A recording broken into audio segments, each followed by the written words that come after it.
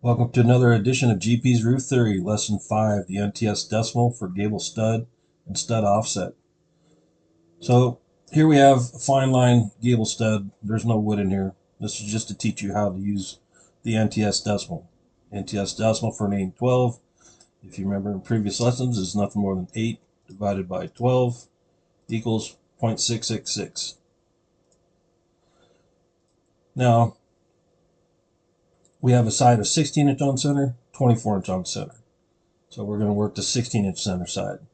So to figure out the rise or length of this stud or triangle, we simply go 16 times 0.6666 gives me a rise of 10.6656.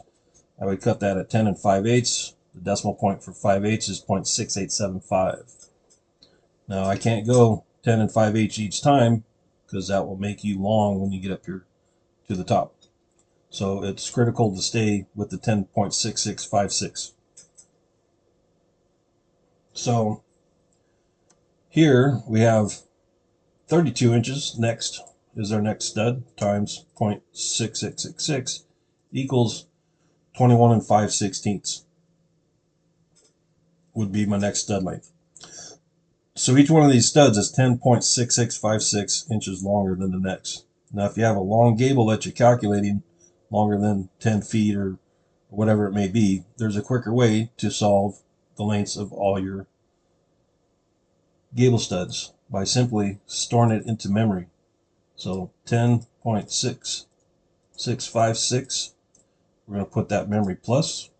All I have to do is hit plus memory plus. It gives me my next one of 21.3312 plus memory plus next stud is 32 inches plus my memory again, 42 and 5/8, 42 and 5/8 plus memory.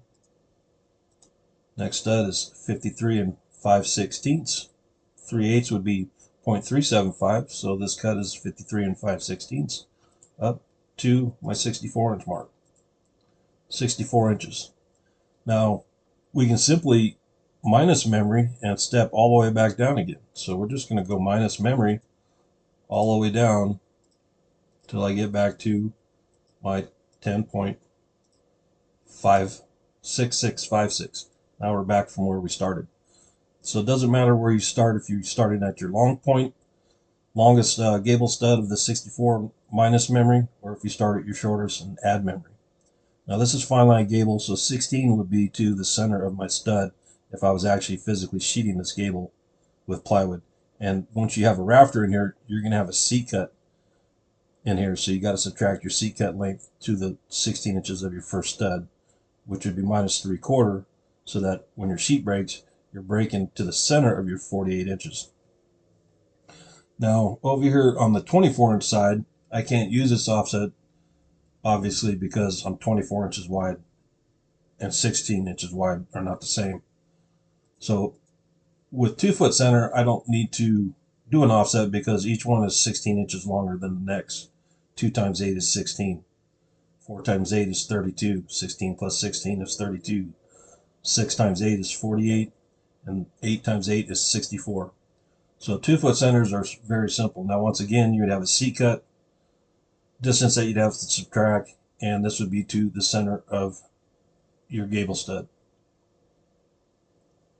Now down here we have flat framing, which would be like a gable truss, comes out on a rake cut, and typically when you're framing on the edge you would have a bevel, so both of these would be a 34-degree bevel because the degree of slope for an 812 is 33.687, which everybody uses 34 for that degree. So that's all there is to it for calculating the gable end for your studs. Makes life simple when you don't have to get up there and level up each time and pull a measurement. Do the math, it works. Thank you.